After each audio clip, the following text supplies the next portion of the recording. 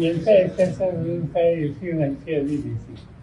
ईडीने गेल्या 18 वर्षामध्ये 2022 पर्यंत 147 नेत्यांची चौकशी केली आणि त्या 147 मध्ये 85% नेते हे विरोधी पक्षाचे, नॉन बीजेपी. त्यामध्ये 115 विरोधी पक्षाचे म्हणजे 95% ज्यांची चौकशी झाली हे अपोजिशनचे आहेत, म्हणजे 95%. आता त्याच्या चांगली माहिती मिळवली.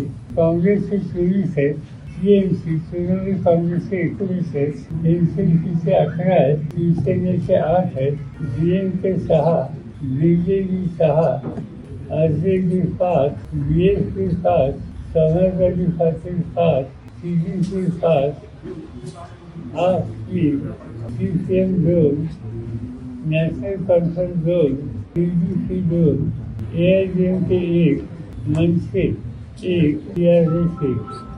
म्हणजे भाजप सत्तेवर आल्यापासून 8 वर्षामध्ये 121 नेत्यांच्या कारवाई केली.